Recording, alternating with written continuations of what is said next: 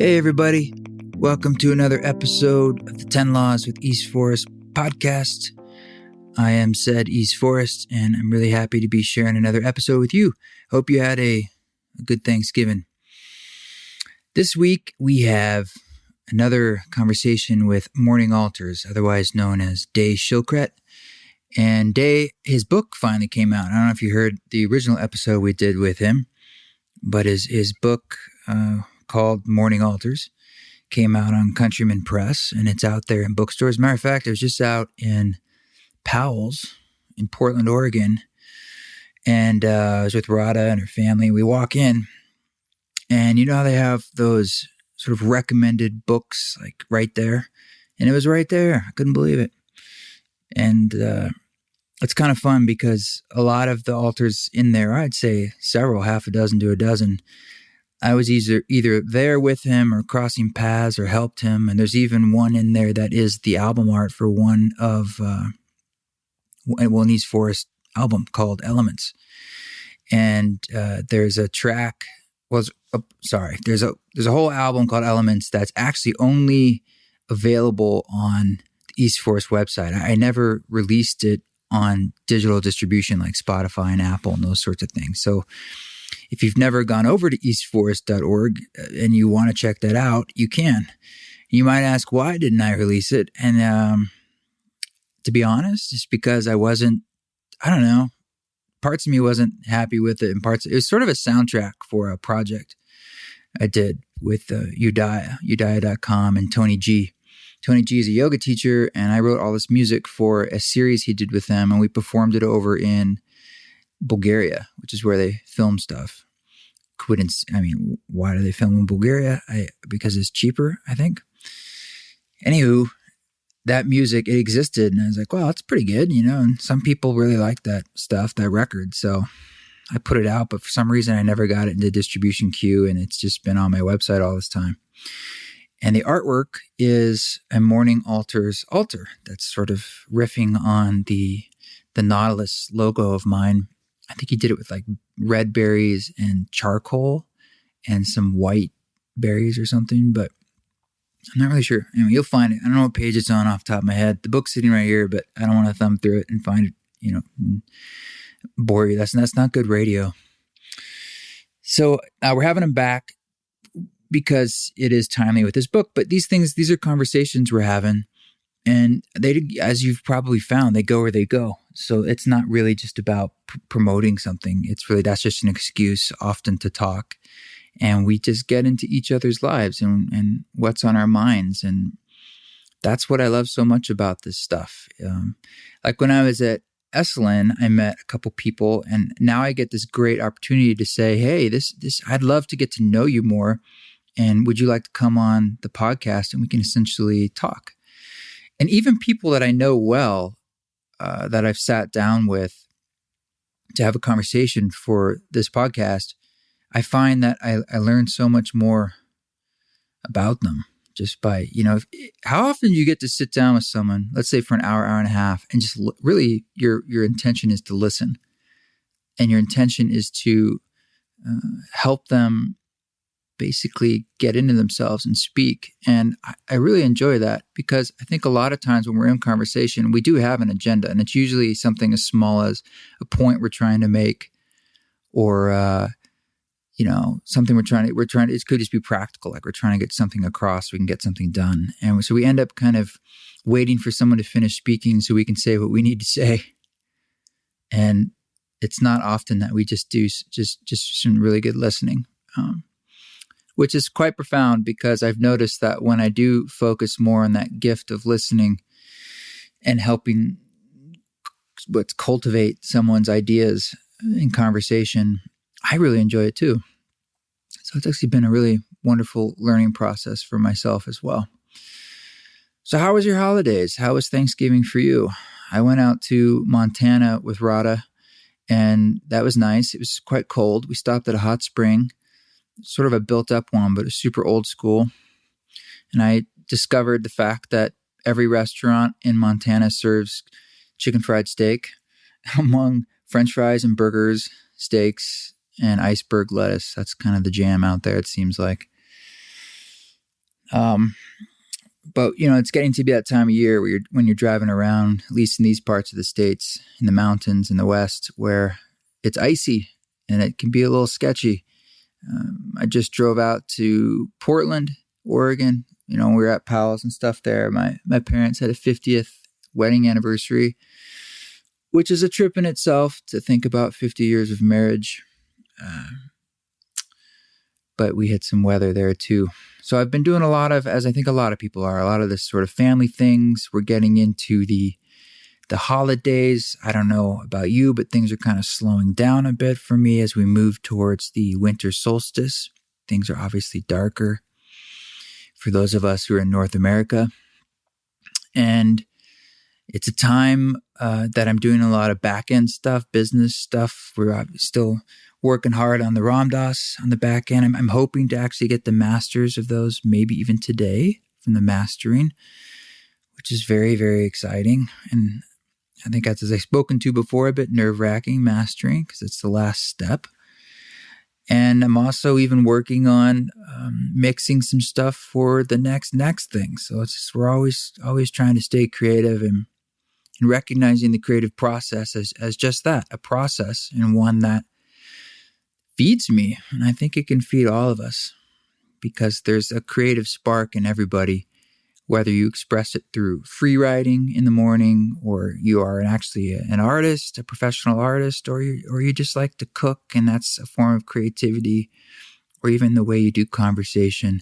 That creative spark and the exercising of that creative energy is definitely one of the doorways and a key to our full beingness of being human. And for me, at least, for being, dare I use the word happy. It's not that happiness is the goal, but fulfilled, on purpose, on moving forward with this ship. Because that's all we're really trying to do. So if you're feeling a little stuck, I would say try to do something creative. Try to experiment and see what happens. We are getting a few dates together for 2019. Actually, a lot of dates. There's not a lot up on the tour page right now. I think I've just got Yoga Fort up there in March, which has tickets available. And the Esalen retreat for the summer solstice in June. Tickets are available. But there's plenty of other things in the cooker. And again, if you want to help host a ceremony-style event somewhere, anywhere, if you haven't already, you can write to booking@eastforest.org and just tell us that you'd like to do that. And Rachel or someone will get back to you and we'll start to coordinate and see what we can do. Because we got some wonderful replies from people out there and we're putting it all into a list and working to piece together the puzzle that is called touring. And it's going to be good. A lot of variety of different things. And I'm just now starting to work on getting some of the Ram Dass material into my live set so that we can just start to get this conversation going about the ideas that Ram Dass is bringing out and choosing to bring forth through this record, what he thinks is relevant for this time. And there's some really, really great subjects and micro teachings essentially in there that I see as catalysts for larger conversations and ways for those conversations to bring people and groups together and to build community. So we're going to be talking about, as we start releasing, the first release date is January 25th in 2019. And we're going to be encouraging you guys to get together and to host a listening party, a gathering party, where we can check out the new material and we can maybe give you some content to help spur that conversation, with the purpose of bringing together the tribe and crafting new stories together and finding new tools and using music as a tool. So that's going to be happening soon. And you can reach out to us about that too if you'd like to host an event. And this will be something we'll just be doing throughout the year in different ways. So very much looking forward to that. So today's conversation with Morning Altars, I think it speaks for itself, and hope you guys are having a good holiday season. I'll keep these podcasts going, so we'll see you soon. Enjoy this conversation.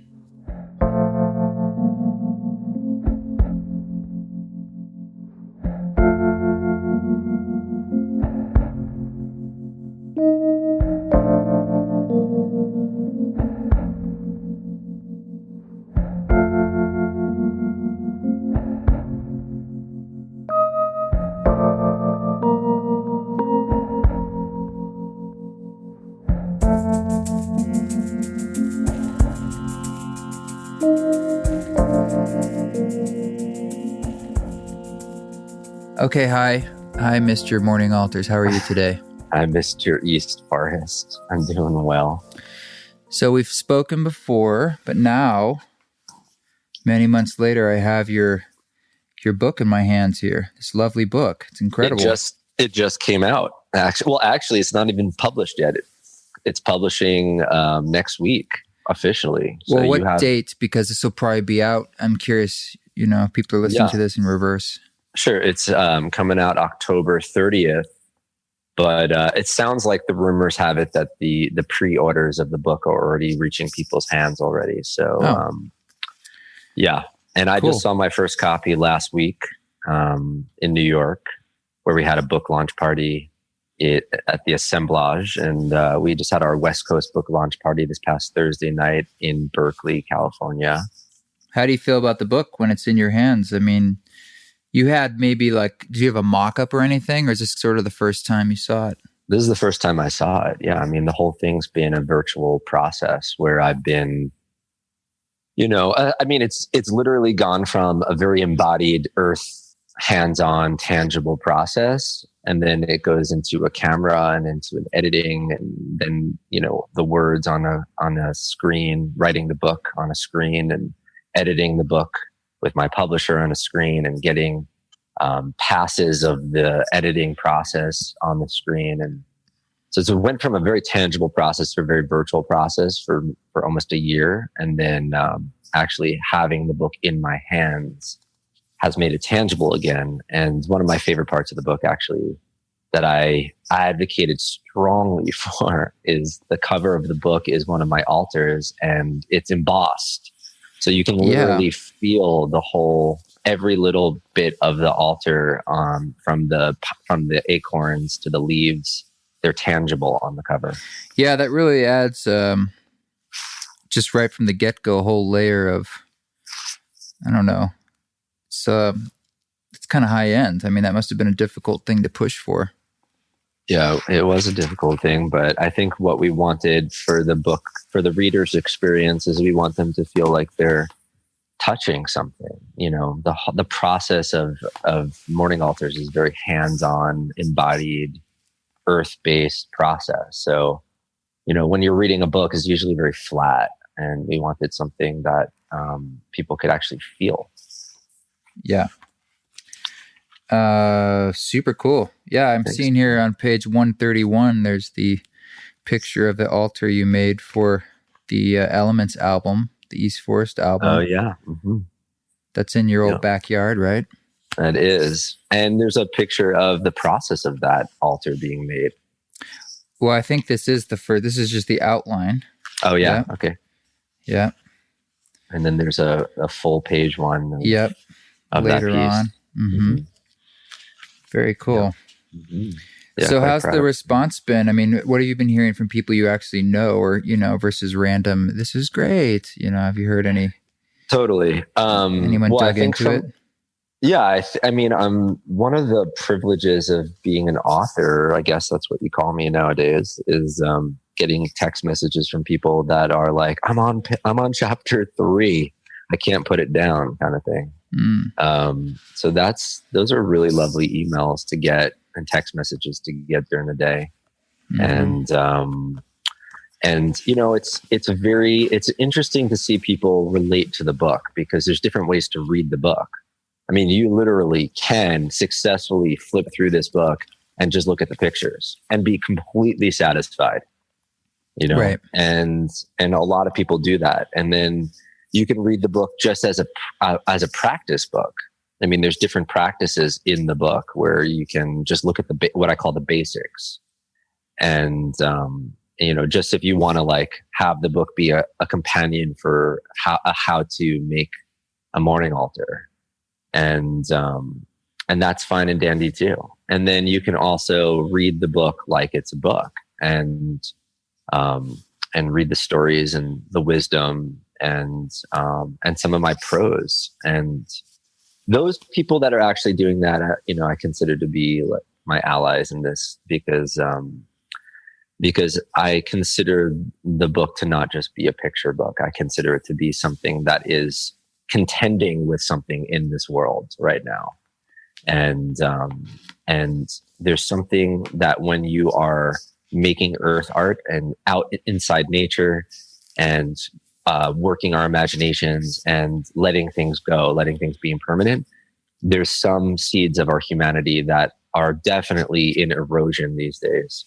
And so the people that are actually reading the book and kind of remembering this wisdom that I wrote about, I think are getting something very, very satisfying and deep from my writing. So I'm quite proud of that. And I had the privilege on Thursday night of reading 3 sections of the book in front of about 100 people here in Berkeley, and that was really nice. You know, there's something nice about taking your own book and reading it in front of people. I had brunch yesterday with about 10 of my friends, and they made me do that at brunch too. It's a little embarrassing, but it's also it's satisfying, you know, to share what you've written, share what you're on about. Well, I guess books are kind of unique because it's, you know, you make a record, people listen to it, and then the next interpretation, I suppose, is you play it live. Whereas you write a book, people read it, and the next level is perhaps you read it live. So it's just kind of another level of experience that's different. Mm-hmm. Yeah. And there's something about story, you know, I had someone yesterday reflect to me how nice it was that I read them a story. You know, there's something like very childlike. You know, we all like having stories read to us as a kid. Yeah, and you can show us the pictures as you read it. Yeah, exactly. Yeah. Well, I know it was a big, heavy lift writing all those words over the winter when you were in Boulder, and so it's nice to see it together, because I know like the art existed in its own form independently. So I mean, I recognize that the main lift of it was the words, writing it all out and creating 200 and some odd pages of text. So. You know, if you think you know about something, write a book, because it's basically a good way for you to contend with not knowing about something. And because it's not like writing an article or, you know, writing like a blog. I mean, you really have to take a thread and continue it for, you know, sometimes 10 to 15 pages. Well, and just editing it is it's such a large process, you know? So large. Yeah. Just like every time you go back to do things, it's like you're dealing with tens of thousands of words. So, yeah. And they all have to flow, not just in the sections they have to flow, but also, you know, the whole chapter has to, in some ways, you know, to me, I see it almost like little streams that are confluencing into a river that are kind of leading into this big ocean of a book. And they all have to flow in harmony with each other. They have to have a rhythm together. And so if you read the book, the beginning of each of the chapters has kind of a similar feel to it. I invite people into the spirit of that particular chapter and give them a little taste of what's to come. And then inside the chapter, we kind of dive in. But I use stories of my experience in the fields, or, you know, building altars, or, you know, from the littlest story of one time a squirrel came and, you know, literally ran onto the altar and stole a nut off the altar, to big stories, you know, like, you know, the death of my father, for instance, and telling these different stories as a way of trying to understand both nature, art, and ritual. And so, yeah, I feel like the ocean of the book, the whole body of the book is, it really, I think of course, this is like me saying I did it, but, you know, only you can be the judge. But I think I was relatively successful at creating a home for the spirit of this work. So you've been on the road a while, and I know you've got 4 months. Yeah. And you've got some more stuff coming up. 4 or 5 more months. So it's not so easy, is it, on the road, as I've tried to It's explain. a teacher. Yeah, sure. man. Mm-hmm. Yeah. What are some of the harder things that have been coming up, or challenges of being untethered? Of being on the road? Mm-hmm. Well, it's just that. I mean, there's 10,000 things, but the one you just named is the untethered part. You know, I've been living in a home for, you know, more than half a decade, and going down to the same creek, underneath the same 2 redwood trees, and doing my art every morning in the same exact place. There's a rhythm to living a life like that that's reliable and grounding. And no matter what's happening in the bigger world, I have this little kind of tiny little area by the creek that I can be at. And so there's a consistency both in my personal life and in my artistic life as an artist. And being on the road, it is very difficult to find the time to both forage and find a place to build and take 6 hours out of my day to create some art and photograph it. I mean, it's just, I don't know the place. Well, it just takes all of your rhythms and kind of tosses it takes them, all the rhythms, which is sort of the best thing and the worst thing about it is that's one thing I think people like about being away and traveling is that it just takes all that routine that maybe for some of them got a little stale, and it's gone. It revamps it. Yeah, right. And life is also in some ways pretty simple on the road because you're more focused on the basics, like where you're sleeping and food and basic tasks, but you don't have some of those chores that maybe you have when you're home. Like like cleaning up the house or putting away the dishwasher or exactly. So there's definitely those advantages of streamlining life, but I hear you, like it can be harder to get into those routines. Like I know it's harder for me to have like a morning practice when I'm on the road. Mm-hmm. Yeah. Meditation and things. For me, meditation and yoga have been pretty consistent companions. And, but there's other little things that are, those things are pretty portable.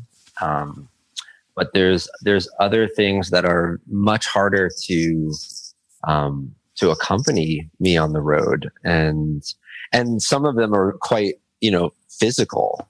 For instance, I had an experience 2 weeks ago in New York City. I did a workshop at the Andy Warhol residency in Montauk, Long Island. Yeah, that's the one I was supposed to do too. And then they were told me I'm not a visual artist after they asked me to apply. I'm like, no kidding. It's like, why did you ask me to apply? Yeah. So, but I found, some of the days it was raining there and I couldn't really make my art. So I just kind of wandered the beach and I found, hundreds of tiny little crab shells and mussel shells and a bunch of stuff. And I was going to build a big altar, in Manhattan for my book launch experience there. And basically, my life these days is, we have a word in Yiddish called schlepping. My life these days is schlepping things. And so, what in the past became like a very easy, either putting materials in my car or leaving them in my house or keeping them down by the creek. Nowadays, if I want to work with something, I literally have to schlep it. And so I was quite literally a bag man walking around Manhattan with the craziest things, bags of crab shells and mussel shells and berries and bark. And it's exhausting. And so it's asking from me a really new flavor of how to be in the world. And I'm going to have that challenge next week when I go to New York City. I think I told you the big news, but I'll share it here. We just were asked last week to partner with the 9/11 Memorial Foundation to build to lead about, 500, 1,000 people. They're inviting all of downtown Manhattan to Ground Zero to do a morning altars workshop. And that's quite an honor. But where are 500 or 1,000 people foraging from in downtown Manhattan? So, this is the quandary I'm in such an urban environment, which is, how do I work with the material that's there and also supplement some of the material for that many people. And so part of my mission next week when I'm in New York is to wander about downtown Manhattan and to forage for things in advance of that event. And that's part of the challenge right now is, going to these places and trying to really, it's almost like I'm quite literally trying to reconnect the natural world to the urban places. Well, you didn't exactly pick an easy medium for going out and doing it all the time. Apparently, that's my style. It's like really this probably lends itself to doing it a few times a year. But going from city to city and then having to spend a whole day just getting materials in a new place in whatever the weather is, and then gathering. I mean, that's an exceptional amount of work. It's a lot. Yeah. And it's also, at its best, it's beautiful. I mean, I get to really learn places. It's awesome. It's just a lot of work for you. It's a lot of work. Yeah. Yeah. So we'll see what happens at Ground Zero. It's part of this. I worked this festival called Reimagine Death Festival in San Francisco last year, and I did my own workshop in a cemetery in Oakland, and then they asked me to lead their closing ceremony. And apparently, I did an okay enough job that they took me out for lunch a few weeks later, and the founder of the festival asked me a question that every artist wants to hear, which is, "What's your dream?" And so I said, honestly, my dream is I want to build beauty in traumatized places. And he looked at me and looked away, and he said, "I'll get back to you." And 6 months went by, and last week he called about this 9/11 gig. Oh yeah. Better watch out what you wish for. The next stop could be Syria or... Someone said that to me last night. Yeah. Someone said that to me. Yeah. I mean, listen, I don't, I'm a change maker. I'm a spiritual activist. So I want to go into places where, I don't want to build in places that already have so much beauty. I did the Bioneers conference this past weekend. Mm-hmm. And, they're doing good work talking about, new ways to create, consciousness around the environment, around our planet. But, one of the shadows of being at a conference like that in Marin, California is it's overly saturated. So everyone is like at this grand feast of, the creme de la creme of everything. And it's almost like people have, they're so hungry, but they also take for granted everything that's there. And, I'm happy to work at a festival or a conference like that. But I also think going into a place that's really, struggling with having or knowing beauty and bringing beauty or bringing the people to beauty or letting the people remember how to create beauty. That's something different. And, I'm way more turned on by that these days. You were in New York at 9/11, right? Yeah, I was. Mm-hmm. Yeah. We knew each other then? Or did we? Yep. No, we met after that, I think. I think we met in 2002. Probably, because I met you by living in New York, and I just moved there like 3 months before. Yeah, we didn't know each other in 2001 because I was in Brooklyn at the time, and you and I met when I was in Manhattan. Well, I was in Brooklyn too. Well, not that that would mean we would know each other. Yeah. Yeah. So, I was there 9/11. I remember waking up and looking out my window in Fort Greene and seeing across the water the smoke. I could see downtown Manhattan from my apartment. Yeah, I was in Park Slope on 4th Avenue. And my roommate pulled me up to the roof, and both buildings have been hit, but I was supposed to have my first headshot session, like as a photographer ever, like my first one that on morning. November 11th. Yeah, and the girl didn't show up. Yeah, she didn't show up, obviously. And I went on the roof with my camera, and like within a minute, the first tower fell down. I took a bunch of pictures, and as it was falling. Wow. I remember. I'd love to see those. Yeah, I was on film, so it's some black and white film. Wow. But I remember the sound. It was like a rumble, like a volcano that came many seconds later because it's like a mile away. Do you remember the black smoke? Oh, yeah. Billowing for weeks over Brooklyn, sure and the papers. You have papers falling down and shit, like from do. Yep. Yeah. The name of the event that I'm doing, I called it "Turning Loss into Beauty," and I think that's part of our birthright as humans is to, in whatever excuse me, in whatever way that you can. Loss is inevitable. Death and dying are inevitable. I mean, destruction's inevitable, but can you, with it, can you turn it, can you transform it and shape it and arrange it into something beautiful? And, I think that's part of our mission is as people of consequence, especially during these times that we're in, how do we keep on bringing beauty to the planet? Well, I think that's sort of been the human experience forever. And maybe that's how you could summarize what life is bringing beauty to loss. Yeah. It's what it means to be alive.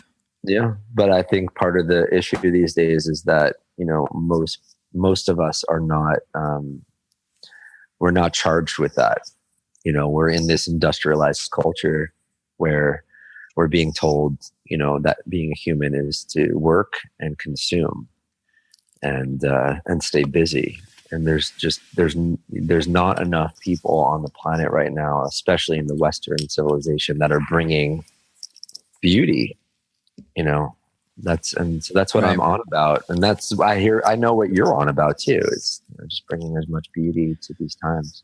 I could, the older you get, everyone experiences loss and pain. And I know we spend a lot of time running away from it, but it is a common denominator. And that's something that can tie us together. I mean, something like 9/11, I suppose, is a collective loss, a large scale, very public loss. But it is just yet another step in the road that we all have to go through, even like the ultimate loss of our own loss of our life. Right? Yeah. Yeah. And I think part of the, I don't think this culture is doing it well at all. If I don't even know if they're aware of it, but part of, and I talk about this quite a bit in the book. I mean, I think that's the point of ritual, is that it keeps us in rhythm with the realities of our humanity. And some of that is loss and grief. And some of that is praise and celebration and joy. But I think the purpose of ritual, either a daily ritual or an anniversary, a milestone or whatever, is to keep us in rhythm. And etymologically, that's actually what the word means. The word ritual etymologically is connected to the word rhythm. And so it has this sense of keeping us in time. You know how a dancer counts when they dance, like 1, 2, 3, 4, 1, 2, 3, 4. So it keeps, the ritual is the counting, and it keeps the humans in time with their, sense of what it means to be a human. And I think without the rituals, we completely lose course, and we're out to sea, and we're kind of out of time in a way, and we've lost the steps. Because what being a human being is very naturally is where we're forgetful species. We're kind of, it's very natural for us to forget and have amnesia. So the ritual helps us remember, not because forgetting is wrong, but because forgetting is human. And the ritual helps us kind of come back into this, like, oh right. And so, Yeah, ritual is sort of like an extra level of consciousness. We overlay intentionality. Yeah, a cultural level. It's the, I come from, my people are, most of them that I know are Jewish, and we have, daily rituals and weekly rituals and yearly rituals. and they help keep us in sync with the seasons and with the rains and with the moon. And they help us kind of remember how things have been, historically. And they help us come back together again, when these days everything's kind of pulling us apart and many of us are feeling very isolated. The rituals are what bring us back together. And that's what art does as well. I mean, literally, the word art comes from the word arti, which means back together again, almost like Humpty Dumpty. So the purpose of ritual and the purpose of art is understands that life is isolating and separating, and art and ritual and nature bring us back together. Yes. Well, I mean, don't you see your art doing that as well? Bring us back together again. Yes, your how I understand your art and my own, but how I understand your music is that, when I or other people are feeling a little bit isolated, lost, scared, fearful, unsure, doubting, whatever the very natural human feeling is, I listen to your music and there's a remembering. Oh, right. I feel a little bit more myself. Oh, right. I feel a little bit more connected. I'm remembering something. Yeah. I think your music has the capacity and the power to bring both people back to themselves and back to community, back to nature, back to a sense of remembering. Yeah. Hey, by the way, I'm getting a lot of like shuffle noise from, I think, the microphone rubbing at your collar or something. But if there's a way to kind of pull it off. Yeah, I've always felt that by connecting back in with ourselves, which is what you're sort of what you're saying, that remembering or that reconnection, and you're sort of simultaneously connecting into that which is larger than you because you are larger than you. And hopefully that in turn engenders a connection into your larger community, the world around you, compassion, just that sense of the infinite of beingness. I think most of our day-to-day lives, we get so caught up in a consciousness and an attention span that's very close and like very immediate. And that's where a lot of our worries live. Mm-hmm. And some of these rituals you're talking about, and art and experiences, all the things that open us up to the larger view. And we start to get this sense of what's more important to us and our kind of our heart mind. When I was writing the book, I was living in a cabin at the ranch in Boulder. I don't know how it happened, but every day there was, a bunch of masons building that wall behind the cabin. And I wrote a book while they're hammering on, chiseling stone. And I was writing the chapter one day about creating my art, which is really about assembling many little pieces into a greater pattern. That's really what I'm doing. I'm taking lots of acorns and I'm making a pattern with them, and then a bigger pattern with other things, and then connecting these smaller patterns with bigger patterns. And I just had a block with the writing that day, and just stepped outside and had a conversation with those guys. They took a break from their chiseling, and we just sat outside and had lunch together and talked. And one of the things that they were saying about, I was saying, hey, I'm writing a chapter on creating my altars, assembling them, and I'm a little bit stuck. And here's what I do, and they're just like, oh yeah, this is what we're doing. I'm like, is that so? They're like, yeah, we're taking little pieces and trying to make a bigger piece, a bigger wall with it. And one of the guys said, my first day on the job, I was watching the guys around me chiseling stone, and, maybe they'd get 40 to 50 stones in for the day.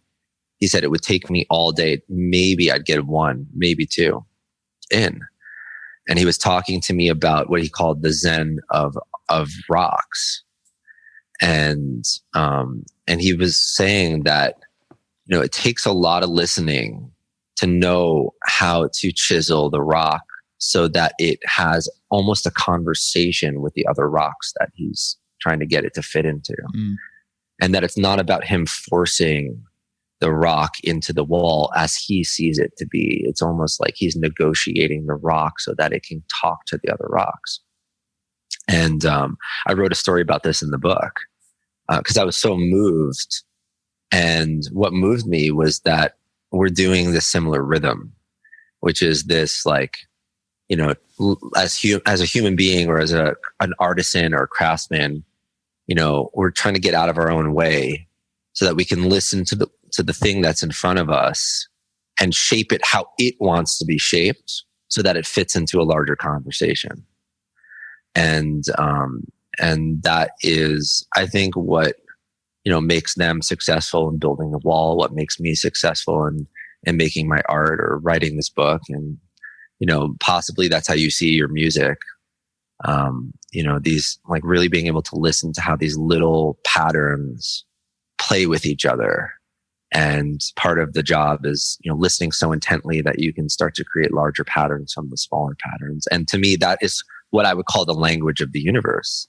I mean, that's how you look, you know, through a microscope at a snowflake, or you look two-dimensionally at the rotations of the planets in the sky. And, you know, they're all creating these little patterns that are creating bigger patterns. I mean, everything in the universe is speaking like that. And to be able to see it is a real skill.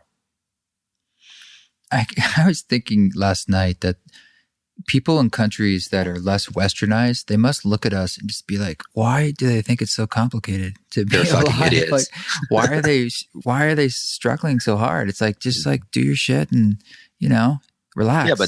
Yeah, but right, totally. But those people in those other places, perhaps, I don't know. But, you know, one of the things that they all have is probably some sense of intact village.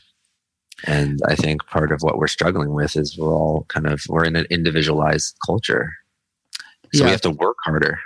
Yeah. That's sort of what I was getting to, is that like it's sort of a Western affliction based on all the trappings of convenience in a way, creates a further separation that makes like the yearning so much deeper. Totally. I was at brunch yesterday, and there was like this real rich bacon smell in the air. Everyone was like talking about it.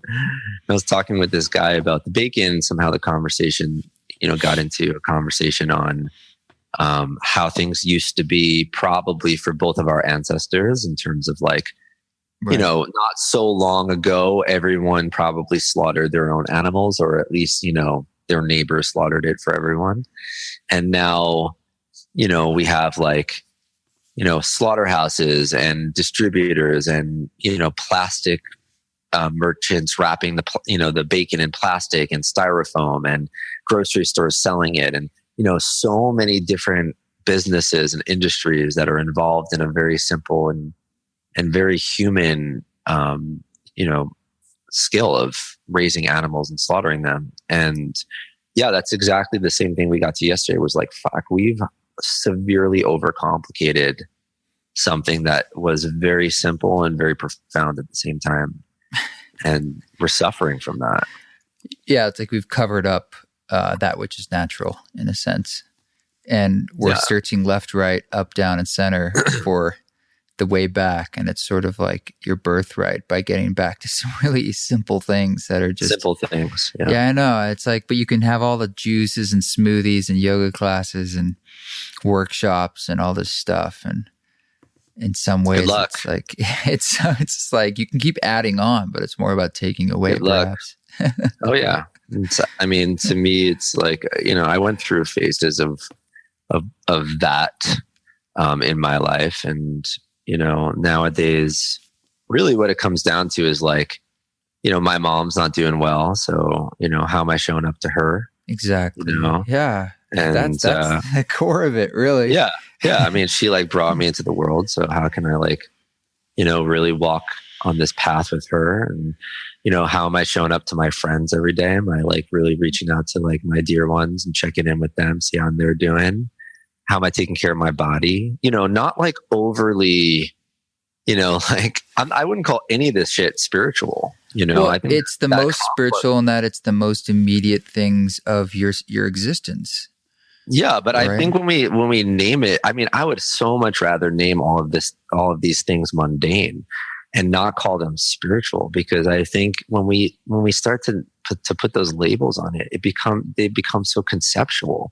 I mean, yes, fine, you can call me caring for my mom spiritual, but like when it comes down to it, it's just simply my obligation as her son. And there's something so simple and beautiful about that, and so challenging about that. And all the lessons I'm learning, all the ways that I don't want to do it and the ways I do want to do it, and how it's bringing us closer together and pushing us further away. And, and it's so much more, it's so much more inherent than having to like read books about it or, like listen to any, it's just like, this is what people have been doing for thousands of years, caring for each other. Yeah, I went to a wedding this weekend with Radha, and one of the moms, I guess as it was described to me, had Alzheimer's, but she was there and she was in her own universe, And so I suppose most of us knew what was going on, but essentially there's one person there who's like, will get up and just say things out loud or go up to there was two brides and, have a conversation with them. And one of them's like, oh, why don't you go sit down? They're like, oh, okay. But there's, from her perspective, the mom with the Alzheimer's, she doesn't know. And is she suffering from her world? Well, yeah, sometimes, but so do we. But from her perspective, she's suffering just like a child would in the moment. Mm-hmm. And I don't know, man, it just really gets you to think about even just the blindness of our own perception of what our consciousness even is. It's difficult for me to describe. Like the point of view we have in this very moment of what it means to have human consciousness, to be Day, to be Trevor, that's just where we're seeing it from, in a sense. And that, if that was devalued by Alzheimer's or something, now you're seeing it from a different perspective, but you don't know. Like we also don't know what those octaves are above perhaps this consciousness that I have. You get glimpses of it perhaps with Satori moments from psychedelics or meditation or extreme events. But there's a hubris to think that like we know. I have personally really given up on a lot of that stuff. I mean, I am, you mentioned like me being a workhorse at the beginning of our conversation. And, I would say my devotion these days is towards just this, just showing up and doing the work, the simple work, trying to be kind, trying to make beauty, trying to stay faithful to, what I've been entrusted with, if that's my art or my mother, for instance, and just doing my best to remember that this enterprise is limited of being alive and being here. Mm-hmm. And, I think one of the best things that we can do that is so the antithesis of spiritual bypassing is practice walking every day with your death and with death in general. And, my art does this very elegantly because I'll make something and then it gets destroyed pretty quickly. I'll spend 10 hours on something. It's gone maybe in 10 seconds, but I think one of the most elegant and most challenging things we can do as people that's available to you right now, and that is essential, and that is an interruption of the regularly scheduled program of the dominant culture that we live in, is to walk around in your days with your death as your companion. And that makes gratitude immediately present in everything. That makes grief immediately present in everything. That allows you to be humble. That allows for a sense of longing and and connection, of praise, and joy. And, to me, it's just like when for instance, if you have a relationship like a best friend or something, and this is the last day you're ever going to see this person again, that day becomes very holy, and you just treat it differently. The very mundane things of just sitting and having tea with that person just becomes like a very beautiful and grief-soaked experience. And to me, every day could be that, because you don't know. I mean, I just had a very good friend just tell me that they were diagnosed with cancer. You just don't know. And so, like, what if this was your last meal? You're eating lunch right now. What if this was the last cup of water that you're sipping? Like, first off, you don't know. So at least consider the possibility that it might be. And then how does that change the way that you do it and engage with it? Do you do it more beautifully? Do you savor it more? Do you feel it more? Do you feel grateful for it more? Well, the people who would say they don't want to know because that savoring or gratefulness is a form of grabbing, like it creates more desire in a sense. For they don't want to know what? That they don't want to know when is the end. It's always the end. Like the only thing we know is there's an end, right? At least an end to whatever this is. And I totally agree with you. I'm just pointing out that... Yeah, I think that's at least from my perspective, what I can stand behind and advocate for in this world is to learn endings and to become good at practicing them and to let your life be deeply informed by them and to make beauty from them. I mean, who's an expert at this? Fucking the master of this is Leonard Cohen. His last album was just like, holy shit. Like, he knew he was at his ending. And he wrote his last album. And have you heard it? It's just like, it's so beautiful and so heartbreaking at the same time. And he does it like no other person. He just came out with a new book, actually, and his family just put together unpublished lyrics of his work. And just, this guy is just the best at exactly what I'm talking about. Hallelujah. Oh yeah.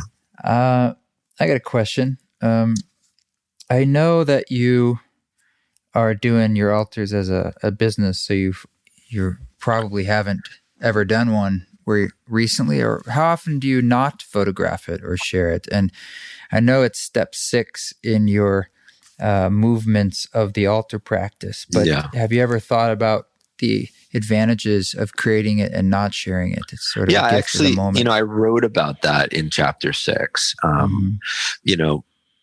wrote a story actually called The One That Escaped. And I started off saying that, there are times in my life, like when I first started building the altars, when I went through a major breakup, and I was not doing this for anyone but myself and the land. I was just doing this as a way to move through my grief. And, every morning I would just go to the same spot and make some beauty as a way to just feel better. I was not photographing it at all. And I actually did that intentionally because, I didn't want the complications of needing to be seen. I actually didn't want to be seen. I just wanted to be alone. I was scrolling through Facebook. I tell in the story in the book, and a friend of a friend posts a picture of one of the altars that I made inside the park that she found. And in the book, basically, I tell the story that this woman, maybe I can you mind if I read a tiny little bit? Sure. Okay. If I can actually get to this chapter I can vamp right now. It's an old theater term. I'm getting to this story. I think vamp is more of a noun. You'd be a vamp. I would be a vamp. Yeah, here it is. I could see you as a vamp. Look at that. So she wrote this on Facebook. This is under the photo of the altar. What page is this? This is on 179. She wrote, I was having the absolute worst day ever. My landlord let me know that she was moving back into my home, and I had 30 days to move out. And only an hour later, my car got broken into and all my stuff stolen. This is time for a timeout from my life. I needed to escape and pronto. And so I went to the park to walk and figure this all out. Where was I going to live? Why now? And why me? I was looking for signs as to what to do because I seriously didn't know. Towards the end of my walk, just when I had almost given up and decided to leave my life here in California, I came across this magical creation. I have no idea who made it, when, or why, but damn, did my faith get renewed in an instant. The sign I got was to trust in the mystery and not to be afraid. So to whomever made this, even if it was a bunch of little fairies who worked all night, thank you. You renewed me. So she wrote that on Facebook. And, it was that moment of reading that I was like, oh, this has the, that one I was not even trying to photograph and get out there in the world. And it got out there anyway. And it's like you put something into the river of life, as my teacher says, and, it lives beyond you. And so I realized in that moment that, sometimes, whether or not I want to share them, sometimes they get out there anyway. And that was a real bone chilling story for me because, it's like these things are alive and they have their own way. I'm going to read the quote on the same page, the Stephen Jenkinson quote. Yep. You need witnesses for wonder. Some things in life are too hard to see by yourself because they take up the whole sky, or because they happen every day, unwinding above your busyness, or because you thought you knew them already. Mm-hmm. But I like the idea of needing witnesses for wonder. That's a really beautiful quote it is. Yeah. Yeah. That it's good to, in some ways it's good to be in the presence of wonder with yourself, but when you can wonder together, when we see something that is worth wondering about, and, we're doing it together, it's like, to be able to look at that night sky. And, you and I did that this past winter, Trev. I remember standing outside the sauna with you and we looked up at the sky and, just wondering about this insanely expansive universe that we're in. It's probably the greatest gift of being out there is the cosmic connection by the stars. Imagine that just about everyone of our ancestors had that connection. And it's been more lost since the Industrial Revolution. Indeed. Hey, I don't know how much time you have, but I'd love to read one more thing. Sure. That's cool. This is because we were talking about, this whole thing about turning loss into beauty. And I wrote a little something about this. If you want to read along, it's on page 210. This is called Loss into Beauty.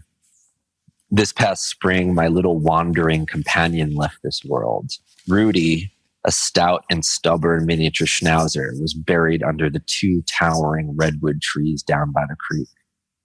The morning after her death, about 7 of my friends and I dug a hole and filled it with wild chamomile flowers, fennel branches, desert sage stems, shells from our favorite beach, and the salty drips and drops from all of our tears as we buried her little body in the ground. That entire morning, we sang sad songs underneath those redwood trees as they cried too, with the rain from the previous night's storm still dripping from their branches. A lot of tears were spilled that morning as we all came to terms with the loss of our little bear. Looking down on this freshly covered grave of bare earth, I felt compelled to lay down an altar.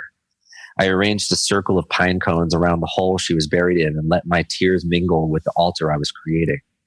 Raven feathers and bay leaves filled the space and made the grave look like a circling wheel as I imagined my best friend traveling back over the stars to her ancestral dog pack. I spent a couple of hours arranging this altar while letting my grief make something beautiful for her and for all of us. This is a way I've come to know how to express love. I've often heard my teacher ask the question, what does it take to fall in love with being alive?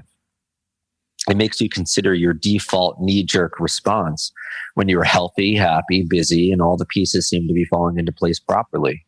When you have what you want, and it seems like it will be this way for a long, long time. It's easy to love life then.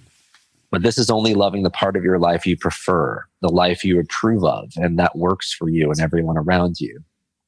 I can hear my teacher pleading me to dig even deeper, that perhaps the understanding of love and all of which you hold dear is found by glimpsing its endings. That maybe loving life truly and irrevocably comes when you recognize that everything in your midst isn't going to last, yourself included, and then loving it all even more so. That kind of love asks you to let go of an imaginary future where everything lives indefinitely for the sake of really letting ourselves be in the midst of what is present in the here and now, albeit temporarily. The many months before Rudy died really taught me about love. I was witnessing her in the last chapter of her life. While it was challenging and sad, it was also an experience that helped me locate my deep love for this dog and her life because I knew she wasn't going to last. She was 16 and every day was another opportunity to witness time having its way with her. She taught me through experiencing her ending that my grief was actually a new way of loving her. I wasn't just loving the parts of her life that were familiar or easy, but I was learning to love all of her life, including her ending. It was through my heartbreak that I could feel a way of loving her, a way of loving that I hadn't felt before, a way that included my longing for her. Quote, grief is a way of loving, says Stephen Jenkinson, and love is a way of grieving. They need each other in order to be themselves. My grief for Rudy was and is joined at the hip of my love for her. Loss is an inevitable reality of life, for all that we hold dear will eventually leave us, or we will eventually leave them. Yet, in this industrialized culture, we humans shun our eyes to this fundamental truth of life. Loss is considered an unwanted sign of failure, where something went wrong. This dominant culture built on progress and growth doesn't see loss as having a purpose other than something to overcome. There's much more effort made to avoid loss, such as a struggle to keep it at bay for as long as we can. And even when loss becomes unavoidable, the cultural response is to get through it or get over it in order to get back to business as usual. Many other cultures in the world teach their people how to grieve well and do so communally. The Mohawk tribe, its condolence ritual, and the Jewish people's 7 days of Shiva provide just two examples. By contrast, our modern culture asks its people to suffer their grief privately. And even when someone dies in our lives, most people only get a week of bereavement from work to be with their loss because the motivation and expectation is that they can get back to living their normal lives again, not to let the grief interrupt too much. And yet that is the whole point of grief. Grief is meant to interrupt our lives so that everyone can once again remember what is important and what matters. What if we treated our grief not as an affliction, but as a way to get to know life well? What if grief could be our own way of praising not just what we lost, but also what we still have? What if grief was not something to try and get through, but instead was a skill to get good at? What if grief was, as Toko-Pa Turner says in her book Belonging, the downpour your soul has been thirsting for? Grief is a visitor that comes to us with purpose. It arrives to tenderize our hearts. Grief helps us remember that all we have is only here temporarily and to find gratitude for that.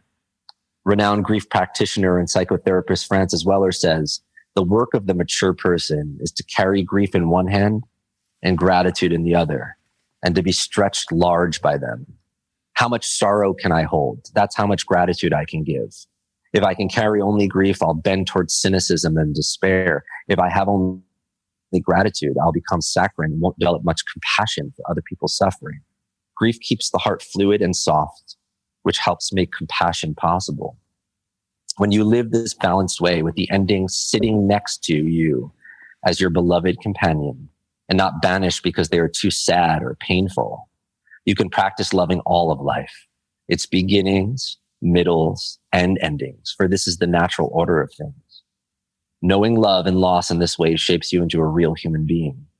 The poet Kahlil Gibran says, the deeper that sorrow carves into your being, the more joy you can contain. What that means is that your love and joy for life is directly related to your capacity to know the bittersweet reality of loss. Love and loss are inexorably tied together, and they inform the other. Your willingness to know this and not close your heart because of the way life is, but to open it even wider knowing that grief and love, loss and life are two wings of the same bird, is the practice of becoming a compassionate, alive, and grateful human being. Even though you may want so much of your life to last forever, grief tells us that it can't and shouldn't. And from that place, the heartbreak of knowing that life truly is impermanent and fleeting is how we can, as Martine Prechtel says, let grief turn our losses into beauty. For this is where our love for life flowers. Because Rudy is buried on my land, which is not true anymore, by the way. It's not my land. Because at the time it was. Because Rudy is buried on my land, I'm able to visit her grave and altar almost every day. And every day I feel her loss. Over time, I have let the hole in my life that Rudy left be filled with beauty for the whole world to have. Many altars have been made from this loss, and even this very book has been written from a broken-hearted place. For I long for my sweet pup to be lying next to me as I write. But it is through the brokenness, through the tender, cracked, and open heart that came from Rudy's loss, that I understand what Leonard Cohen means when he says, that's how the light gets in. Thank you for that. Mm-hmm. I think that's a good place to end. The endings. Well, I appreciate it. I think a good way to end is actually saying thank you to you, Trevor. And, you and I have been friends for a while, and we've been through a lot together and separately, but witnessed each other through quite a bit. And maybe even, there's a lot more to come. And I'm grateful to just have these conversations with you and to be allies and champions for each other in our work in the world. And just the fact that they could weave us together again like this is an honor. And I'm just honored to be friends with you, man.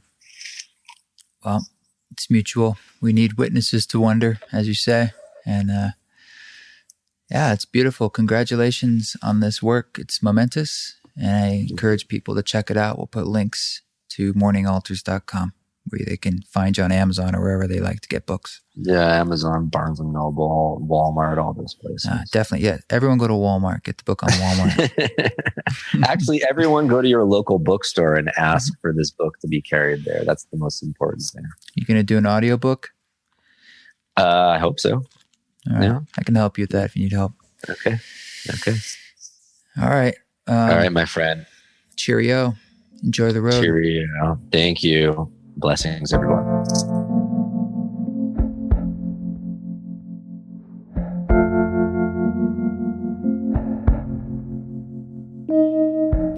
Okay, there it is. Thank you, Mr. Morning Altars. The song you're hearing in the background is called Through the Fire, and it is a track from that album I was mentioning before called Elements that has the artwork by Morning Altars as the front cover, and you can find that at eastforest.org and hit the music tab, and that's the only place you can hear it. Well, I think that's about it. I'm gonna let you just groove out to this, and we'll catch you in a week. I always love getting to say hi. Please do give this podcast 5 stars. Scroll down there on your phone on iTunes and give it a little review. Write a little couple sentences. Tell me something crazy about it, what you like about it. Those make a big difference. I read them. I love them. I read them on the air too. I'll get to those next time. And you can always reach out at info@eastforest.org with your questions or comments. And speaking of, I got an email from Married O'Donnell. Married.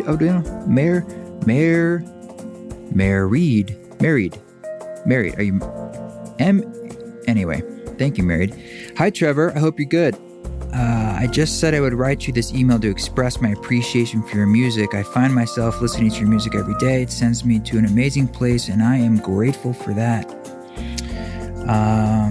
Ask me if I'm coming to California. Anyway, what you're doing is amazing. I felt compelled to write you and tell you thank you so much. Hey, look, I appreciate it. I'm in a vacuum, and it's wonderful sometimes to just get these notes and to say, keep doing what you're doing. I'll say the same to you. You keep doing what you're doing, whatever it is you're doing. And am I coming to California? Yes. I don't know when, but I know next summer we're doing a big part of a release thing for Ramdas in August out there, but I know I'll be back there before then. So always check wherever you check, like my website, or get on the mailing list, and you'll find out.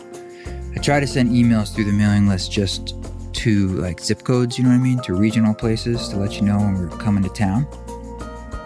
And yeah, and I just want to let you know, we put up a post about the perfume oils, Angel's Rest and Toad Lick, and a lot of you guys have been picking those up for the holidays. So we did get a bunch more made recently.